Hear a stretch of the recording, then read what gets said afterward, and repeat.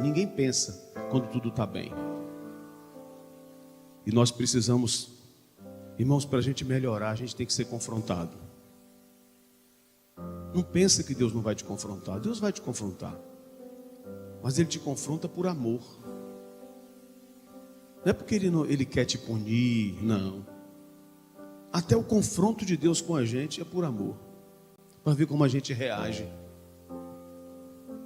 Na verdade, é para ver se a gente presta para alguma coisa na obra dele. Claro que Ele sabe quem é a gente, mas Ele prova. Ele prova a gente o tempo todo. E quando é que eu sou provado, Jolival? Quando eu sou levado a fazer aquilo que eu não quero, aquilo que eu não gosto. Lembra que eu já contei aqui? Pastor Flávio, que foi meu pai, que fez comigo, que mandou eu ir comprar vitamina e 3 pães com manteiga. Eu com uma fome que minha barriga, eu era magrinho, minha barriga estava encostando já nas tripas. E eu fui. Ele tomou a vitamina todinha. Comeu os 3 pães, não me deu um.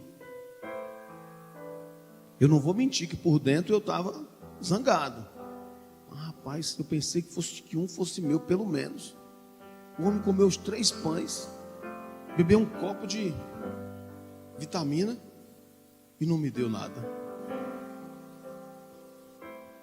Saí da secretaria, fui ali onde minha tia está, irmã Lourdes está ali sentada. Fiquei bem ali sentado no banco. Eu estava insatisfeito com ele, não estava? Eu estava insatisfeito com o que ele fez. Ele me confrontou na alma, não foi? Confrontou minha alma. Mas o que foi que eu fiz? Internalizei o confronto. Senhor, aqui é contigo. Não vou dizer nada do meu pastor, mas o Senhor sabe. Daqui a pouco eu ouço de novo um chamado e vou na secretaria. Minha tia lembra dessa secretaria que tinha na igreja. Chamava a gente ali, a gente já ia tremendo. Ele me chamou, se levantou, me abraçou, chorou, não entendi nada. O pastor Flávio chorando. Você sabe por que eu fiz isso com você? Para ver se um dia você vai ser um pastor que preste. Eu tinha 12 anos de idade. Eu não tinha 56. Eu tinha 12 anos de idade para 13. Pegou, me abraçou, orou comigo, disse que me amava, enfiou a mão no bolso que vinha aqui no joelho, pegou tanto dinheiro que eu nunca vi tanto dinheiro na minha vida. Aquelas notinhas de 10, lembra que tinha antigamente? Toma. Come o que você quiser. Aproveita, passa na jiquitaia. Estou falando nada, né? Coisinha. Com Isa também estou falando. Tu lembra da jiquitaia, Isa? Tu lembra? Isa, tu também não é tão assim novinha não, né? Será possível um negócio de lembro da jiquitaia? Irmãos, nunca vi tanto dinheiro. Lanchei. Sabe que adolescente come, não come, destrói. Comi tudo que tinha lá, naquele dia. No bar do gordo que tinha ali, perto do seu Lorival, avô de neto, tinha um bar ali, a gente lanchava sempre ali. Depois fui para a Jiquitaia. Só tinha uma camisa de manga comprida. Naquela época a gente que era pastor Lucas, só vestia camisa manga comprida. Era aqui, ó. Aqui, gravata, ó. Era assim.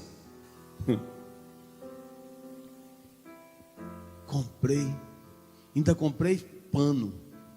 Sobrou dinheiro, tia Nete. Comprei pano para fazer mais camisa. Sabe por quê, gente? Eu sabia o que eu queria. Quando você sabe o que você quer, aquilo que Deus tem na sua vida, provação não te tira do teu itinerário. Não deixa provação nenhuma te tirar do teu itinerário. Nem interna e nem externa. Porque existem as provações externas e as internas. Internas são o quê? Os nossos sentimentos. A gente não tem aqueles sentimentos que às vezes a gente não entende nem porque sente, mas sente. Tem uns que a gente não gosta nem de falar, mas sente. Tem dia que parece que a gente está com vontade de vomitar. Você sabia que quando você rejeita uma coisa, você pode sentir uma náusea interior e sentir vontade de fazer vômito? Você já deve ter sentido isso. Alguém faz uma injustiça contra você, você tem vontade de vomitar. Alguém falou uma calúnia sua, você tem vontade de vomitar. Porque o corpo vai fazer o quê? Ele vai somatizar, ele vai trazer isso para o seu corpo. A mente traz para o corpo. A gente é provado, gente, o tempo todo. Então, se eu sou provado comigo, eu preciso conversar comigo, eu preciso falar certas coisas com o Ivan, no meu solilóquio. Ou seja, solilóquio é aquela conversa intrapessoal. É que eu converso, Mari, comigo mesmo. Eu preciso conversar e resolver certas coisas comigo mesmo. E dizer assim: ei, você não é Deus não. Epa! Mas a gente não entende isso às vezes, Xande. Aí a gente quer ir pela cabeça da gente. Saiba de uma coisa, seu Dilson. Você não é sua mente. Você é um ser que analisa ela. Porque se você fosse sua mente, você não analisava ela. Então eu preciso ter cuidado com a minha mente, porque com a minha mente mente. A mente da gente mente. Acredita em tudo que ela te fala, não. Por isso que a Bíblia diz que a gente deve vigiar tanto. Paulo diz, escrevendo aos Coríntios, e diz assim: levando cativo o seu pensamento à obediência de Cristo. Porque se o meu pensamento, se a minha mente não for minha escrava, ela vai me escravizar. Faça da tua mente a tua escrava, senão ela te escraviza. Então, não age pelo sentimento. É o que a gente ouviu aqui. Eu não ajo pelo sentimento, eu vou agir pela minha razão. A palavra de Deus é o quê? Razão. Nós estamos tratando e falando esses dias sobre profundidade. E profundidade é algo que todos nós queremos e precisamos. Só que existem coisas dentro de nós que são profundas, que a gente não deveria dar profundidade. E existem coisas que são rasas, que nós deveríamos trazer e levar à profundidade. Assim como tem uma árvore que é profunda, boa, tem uma árvore profunda, má. Claro que tem. Existem árvores que não servem. Existem árvores que têm raízes profundas e raízes que elas vão, sabe, gente, destruindo com tudo, acabando com tudo. Só que tem árvores que crescem, as suas raízes, mas elas crescem muito para baixo. Aí elas não vão causar problema na superfície. Então, árvores que crescem suas raízes para baixo, elas não causam problema na superfície. Você entende isso espiritualmente? Eu não devo me relacionar, eu não devo ser aquele problema no meu trabalho, aquele problema na minha casa, na minha família, aquele problema na minha igreja. Eu tenho raízes profundas, mas eu danifico outras coisas, danifico outras pessoas, incomodo outras pessoas. Quem de nós não já teve que arrancar uma raiz ruim que estava atrapalhando? Às vezes é porque ela foi plantada no lugar errado. Não é nem culpa da árvore, é porque ela foi plantada no lugar errado. Na nossa casa, por exemplo, na nossa Romanos, nós temos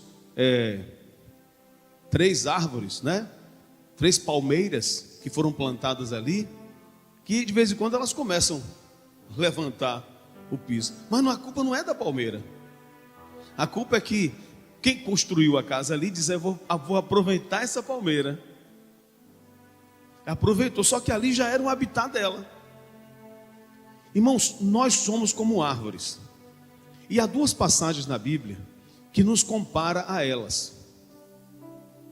A primeira passagem está no livro dos Salmos, capítulo 1, a partir do capítulo 1, do Salmo 1. E a segunda passagem está em Jeremias 17. Veja o que diz, versículos 7 e 8.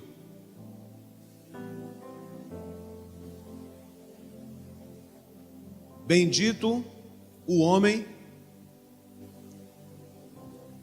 Vamos ler? Bendito o homem que confia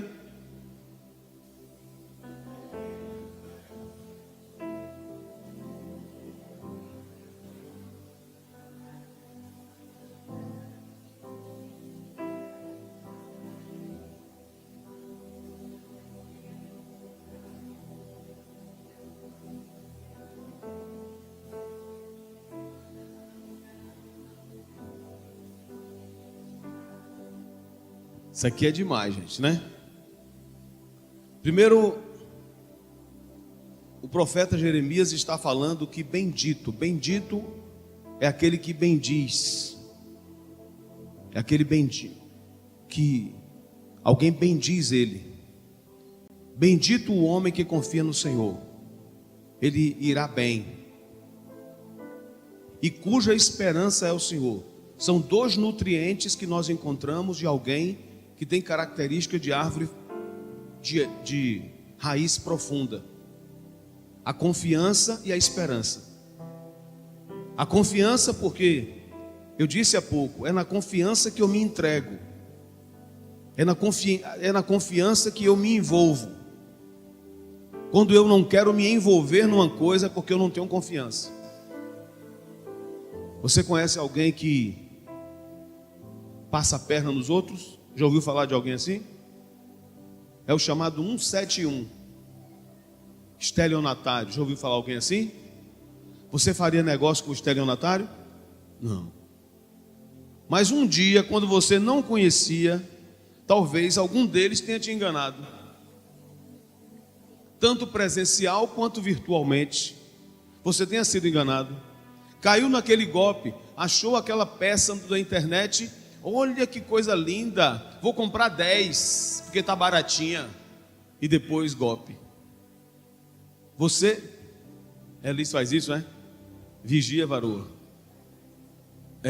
Sabe por quê, Elis? Porque a gente confia em algo que a gente não deveria confiar. Primeiro, a confiança, gente. A gente só coloca a confiança em alguém que a gente conhece, que a gente já viu o histórico da pessoa, que alguém já falou com a gente. A gente pode até ser enganado, mas a gente é enganado tendo os cuidados necessários. Porque tem gente assim, chega para falar com você, aí vai conversar com você, quer sua ajuda, aí você pergunta um sobre ele, pergunta o outro. Rapaz, aquela pessoa ali é top, aquela pessoa é assim. É por isso que a gente exige, às vezes, um currículo. Mas mesmo pessoas que têm currículos extensos, engana a gente. A gente faz de tudo para não confiar em quem não deve. Só que o que a gente observa, irmãos, é que em Deus as pessoas são muito desconfiadas de confiar nele. A gente não se joga, a gente não se entrega. É o que a gente ouviu aqui ontem à noite. A gente, ao invés de estar incondicionalmente jogado nele, a gente vem para receber, ao invés de vir para entregar. A gente não deve vir nunca a Deus cultuar ao Senhor para receber nada. Receber é uma consequência. Agora, se entregar é uma prioridade. Eu me entrego como prioridade para que eu possa, não interessado, mas aquilo vai naturalmente me trazer. as consequências positivas da entrega. Como é que eu tenho confiado nesse Deus? Então, o primeiro ingrediente que a Bíblia diz que é bendito o homem, diz aquele que confia no Senhor. E isso aqui é um contraponto, porque se você analisar o texto imediato, o contexto imediato desse texto, a Bíblia diz que maldito é o homem que confia no homem. Versículo 5. Maldito é o homem que confia no homem e faz da carne o seu braço e aparta o seu coração do Senhor, tá vendo? Aí, no contraponto, ele vai dizer, mas bendito é aquele que confia no Senhor. E ele começa a comparar a gente como uma árvore. Olha o que Jeremias diz, versículo 6. Porque será como a tamargueira no deserto, e não sentirá quando vem o bem. Antes morará nos lugares secos do deserto, na terra salgada e inabitável. Ele compara uma árvore que sobrevive ao deserto. E, irmãos, interessante demais, como é difícil a gente confiar no deserto. Você confiar que vai surgir alguma coisa, que vai ter um oásis, que alguém vai aparecer para te ajudar. Você confiar em Deus quando você olha assim e você não vê nada, olha para os quatro cantos assim, meu Deus, o que será de mim? Pois é isso que a Bíblia está dizendo aqui. Confiança se observa em lugares desérticos, não é quando tudo está bem. E essa confiança, essa profundidade que eu preciso ter, ele diz que eu preciso confiar e que eu preciso ter esperança. Essa esperança realmente do verbo esperançar, de confiar, mas confiar de pé, confiar acreditando. Não é aquela pessoa que diz confiar, mas desiste de orar, mas desiste de buscar, desiste de servir a Deus. Irmãos, tem pessoas que servem a Deus na hora da provação, mas tem gente que nem na hora da bonança serve a Deus. Tem uma pessoa aqui na igreja, claro que tem várias, mas tem uma situação específica de alguém que eu sempre observei essa irmã como alguém assim que demonstra muita confiança em Deus na hora da provação. O nome dela é Damiana. Damiana, alguns anos atrás, ela era presidente do grupo de mulheres, e ela morava aqui, estava assim numa situação difícil naquela época. E Damiana foi cozinhando, eu não sei o que aconteceu, mas uma coisa quente bateu no rosto dela. Foi óleo, não foi, Alice? Óleo quente. Lembra, pastora? O rosto de Damiana, irmãos, ficou desfigurado. Quando eu vi aquilo, eu falei, meu Deus, cirurgia plástica. Fui falar com Damiana, assim, né? Pesaroso.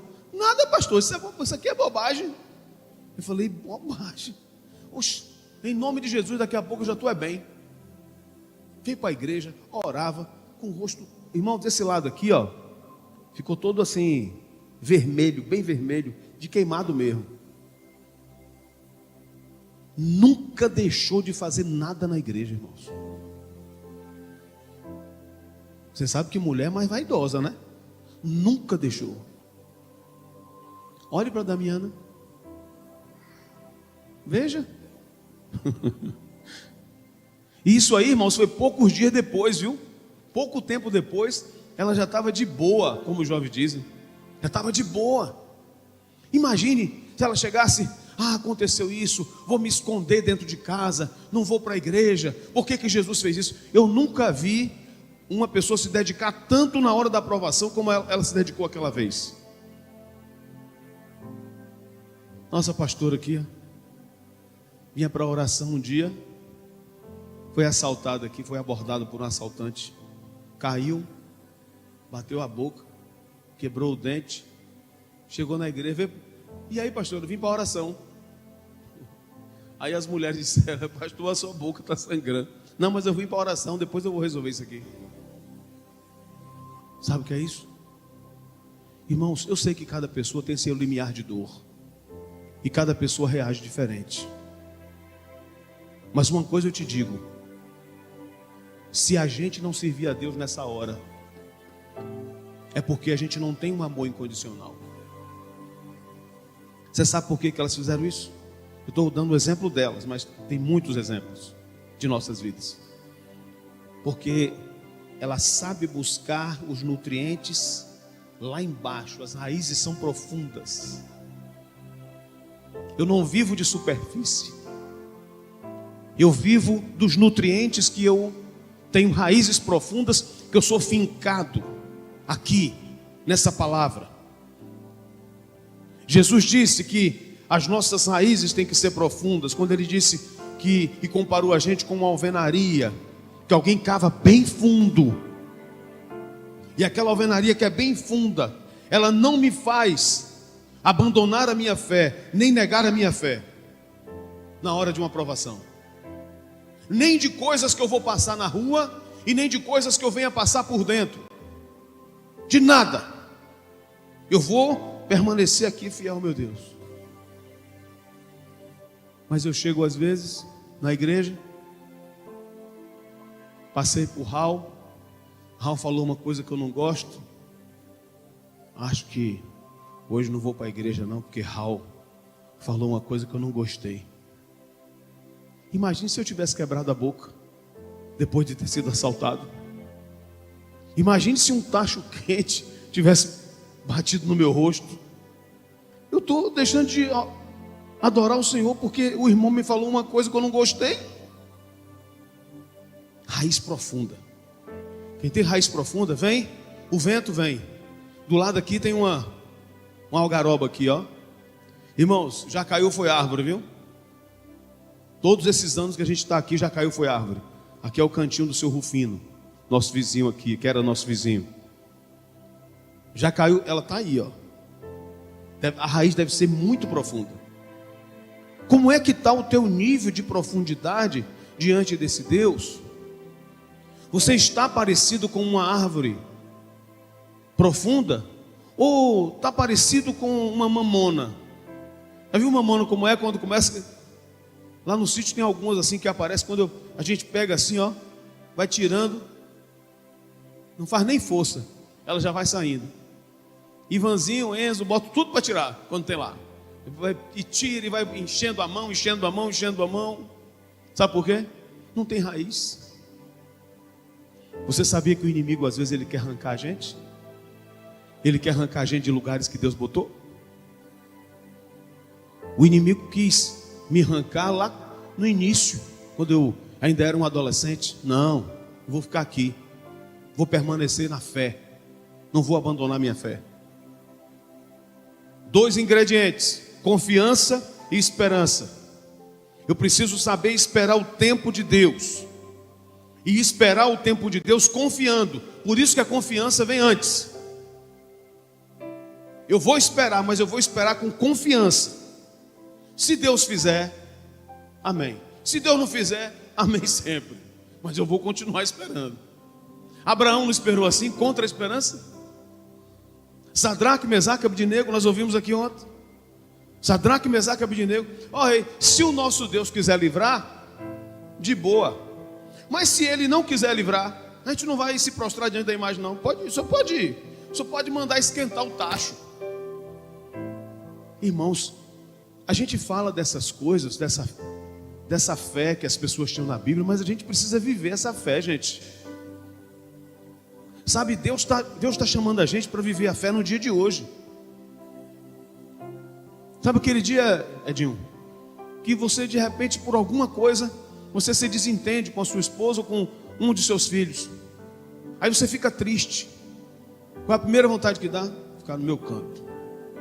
Não, pois eu vou adorar a Deus, na alegria ou na dor.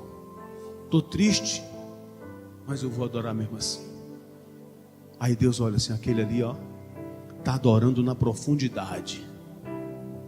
Está adorando na profundidade. Por quê? Porque ele não deixou que o seu sentimento invadisse sua adoração. É importante nós entendermos isso. Aí Jeremias agora vai mais fundo ainda nesse negócio, e ele combina com o salmista do Salmo 1 e diz a mesma coisa: porque ele será como uma árvore plantada junto às águas, que estende as suas raízes para o ribeiro, e não receia quando vem o calor. Porque quem se prepara na hora da bonança, ele se prepara para o momento da dor, para o momento da dificuldade. É isso que o profeta Jeremias está dizendo. E ele está falando aqui, irmãos, da nação de Israel. Da nação de Israel que estava vivendo na superfície. O povo de Israel estava vivendo na superfície. Estava confiando nele mesmo. Confiar em si é andar na superfície. Eu sou superfície. Eu estou aqui, em cima da terra. Por isso eu não posso confiar em mim. Eu tenho que confiar naquele que é maior no céu, na terra e debaixo da terra. Eu preciso estar nele. Por isso que a minha confiança e a minha esperança não está em mim. Porque a gente é levado a ser pequenos deuses. Você já reparou? Às vezes a gente sabe de tudo. A gente tem razão. Quantas vezes a gente pensa assim? Eu sei de tudo, porque afinal de contas eu estudei, eu conheço isso aí. Pois muitas vezes naquilo que a gente mais estuda que a gente se torna mais ignorante. Sabia? Eu confesso a você que eu já aprendi coisas, irmãos. Uma vez eu fui com um pastor amigo meu no hospital orar por uma pessoa. E quando nós estávamos saindo do hospital, orar por essa pessoa que era amigo nosso de ministério de muitos anos, aqui de que é mesmo. Quando nós vamos saindo, chega um irmão, pastor leigo. O pastor não sabia nem falar direito. Não falava a língua portuguesa direito. Falava do jeito dele. Eu olhei para o pastor assim. Ele não reconheceu a gente. Começou a pregar para a gente. Eu dei um passo. Olhei para o pastor. Vamos ficar. E ele começou a pregar. Mas pregando como se a gente não fosse crente, entendeu? Evangelizando a gente. Tanto a gente quanto a pessoa que estava lá no leito de dor. Fica aqui. Irmãos, naquele dia nós tivemos um aprendizado. E o primeiro aprendizado que eu tive é que eu preciso ser manso. E você sabe o que é mansidão? Mansidão é você chegar, Nadir, para uma pessoa que está começando um comércio agora. Aquela pessoa está falando sobre comércio. Aí a irmã Nadir chega e fica ouvindo. Ela tem uma experiência de muitos anos, gente. Ela sabe todos os meandros, como os rios, conhece tudo. Mas ela para ouvir. Você sabia que mansidão é isso? Naquilo que você mais conhece, você ouvir, quem sabe pouco.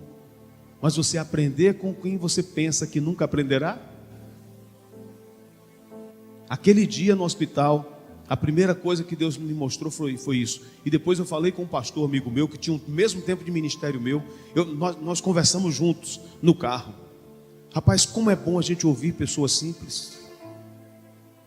Fui uma vez na roça, sentei do lado de um vaqueiro. O homem me deu uma aula. Recebi Toninho de Aripibu aqui. Alguns lembram dele. Um homem que nunca entrou numa escola. Dá lições a gente maravilhosas.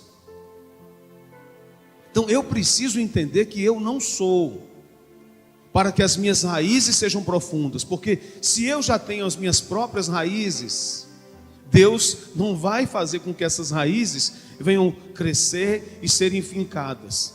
As minhas raízes têm que ser raízes boas, porque existem raízes más. Tem pessoas, por exemplo, olha, a Bíblia diz assim, cuidado para que nenhuma raiz de amargura brotando. O que é que a Bíblia diz? Que a raiz faz o quê? A raiz de amargura, bota esse versículo aí dela. A raiz de amargura brota. E se essa raiz de amargura brota, ela começa a crescer. A Bíblia fala de um homem chamado Aitofel. Foi assim. Avô de Betseba, ou de Batseba.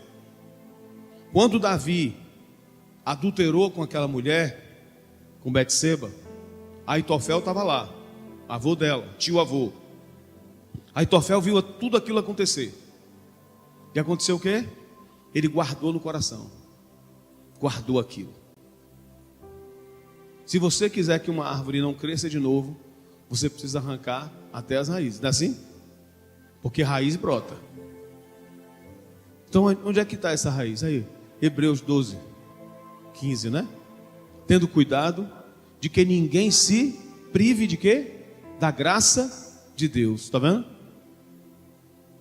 Primeira coisa que pode trazer uma raiz de amargura é eu me privar da graça de Deus. Como é que eu me privo da graça de Deus? Sendo ingrato. Eu me privo da graça de Deus, nego, quando eu deixo de praticar a gratidão. Ninguém se prive. Não é uma coisa que alguém faz com você, não. É você mesma que pode fazer com você, Nilda. Cuidado, cuidado que ninguém se prive da graça de Deus. Porque quem se priva da graça de Deus pode ativar raízes de amargura. Foi o que aconteceu com Aitofel. Aitofel, ele fica revoltado com Davi, guarda a revolta com Davi, porque ele fez isso com minha sobrinha, com minha neta. Ao invés de chamar Davi, ele era o oráculo, ele era tido como alguém que representava Deus. Ele poderia ter chamado Davi. Irmãos, ninguém ia contra um conselho de Aitofel. Mas o que é que ele faz? Guarda. O que acontece depois? Absalão se revolta contra o pai. O que Aitofel faz? Aproveita a deixa, chama Absalão e diz assim: Absalão, teu pai não errou? Sabe o que é que tu faz, besta? Naquele terraço que Israel todo vê, vai lá em cima, pega as concubinas do teu pai, faz uma orgia lá em cima, vai envergonhar Davi. Absalão não conta história, faz isso, faz uma orgia num lugar que é como se fosse hoje na internet, um vídeo que viralizou. Davi fica triste, envergonhado, triste, abatido. Fica. Aitofel, que gerou tudo aquilo, vai conversar com Absalão e dá outro conselho a ele. Quando ele dá outro conselho a Absalão, acontece o quê? Absalão diz: não, eu não vou seguir esse conselho não. Esse conselho eu não sigo. Pois na primeira recusa de conselho que Aitofel tem, ele faz o quê? Se isola, se enforca e comete suicídio, autoextermínio. Sabe por quê? Raiz de amargura. Irmãos, a gente tem que falar da profundidade boa, mas também entender que tem profundidade má. Cuidado com a profundidade má.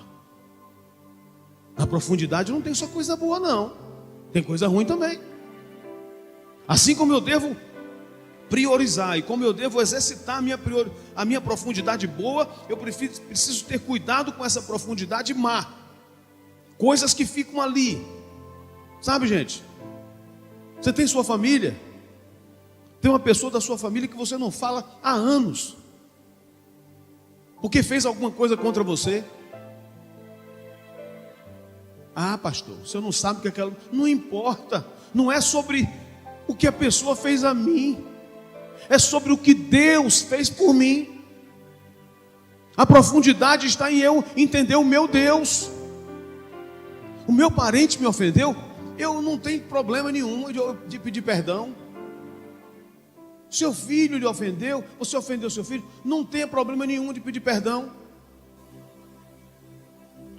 Outro dia eu falei forte demais assim, fui ríspido com Luizinha. E depois eu, no telefone, eu depois percebi que eu falei assim num tom que eu não estou acostumado a falar com ela. Porque cada filho, cada pessoa que você fala de um jeito, né? Eu não estou acostumado a falar daquele jeito com ela. Chegou triste, foi para o quarto. Eu dei um tempo, fui lá no quarto. Filha, papai foi ríspido com você. Me perdoa, filha. Profundidade do meu próprio eu, ó. Tu acha que eu queria pedir perdão? Não era para comprar mesmo não e pronto, acabou. Filha, me perdoa. Papai foi assim mesmo, ó. Tu me perdoa. Perdoa, pai, perdoa. Perdoa, meu pai, eu perdoo sim. Saí dali, leve, solto. Quando eu saí do quarto, que eu falei com ela também, meu pai também te amo, viu? Ainda falou quando ela era, como falava quando eu era criança, pequenininha, que falava, te amo com um amor por detrás das montanhas que nunca vai se acabar. Saí, fui para a cozinha, ela foi correndo conversar com a mãe. Mãe, meu pai. Porque ela já tinha se queixado com a mãe, que eu falei ríspido com ela. Foi pedir perdão. Pronto. Você acha que vai ficar alguma raiz?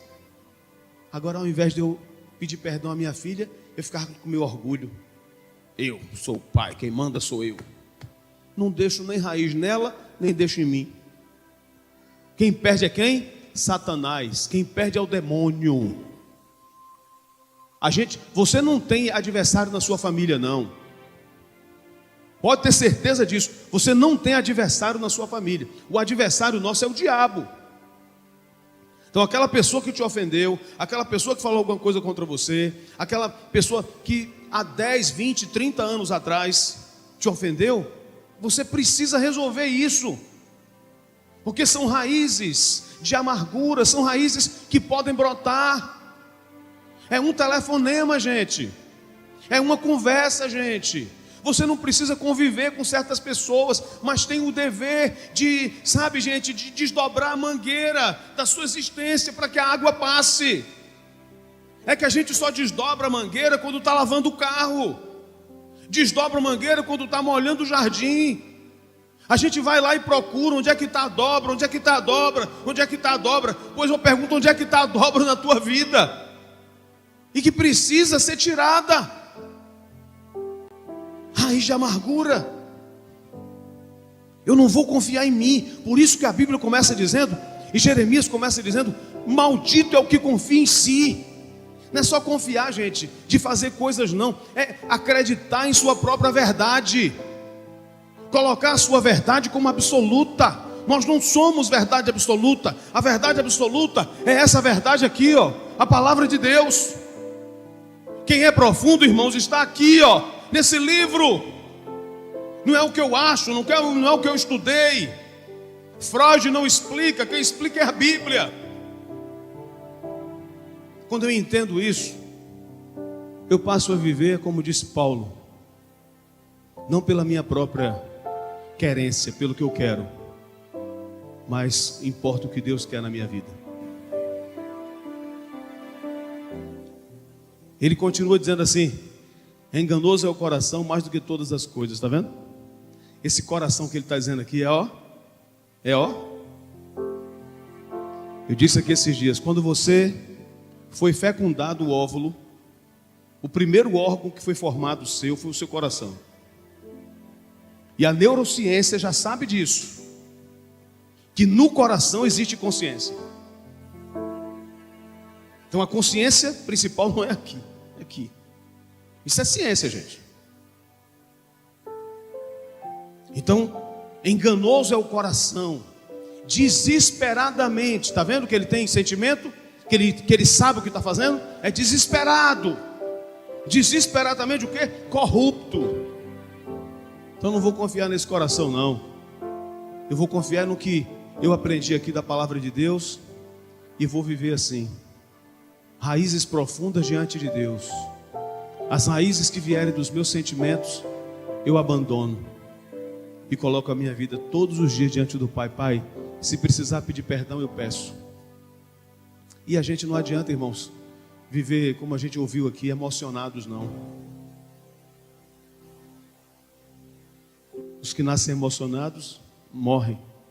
É assim que Spurgeon disse? Nós ouvimos aqui. Seres emocionados, que nascem emocionados, vão morrer depois da emoção. Mas sabe o que? Eu não estou com vontade de pedir perdão. Fiquei zangado porque a pastora Dilma falou uma coisa comigo. Pastora, eu fiquei zangado porque você falou aquilo comigo. Vamos orar, pastora? Vamos. Resolvi. Acabou. Quem perdeu? O inimigo. Quem é o inimigo? Não é teu parente. Chega em casa, conversa. Chega em casa, pede perdão. Irmãos, a Bíblia é vivência. A Bíblia é viver. Ó, não é falar, é viver.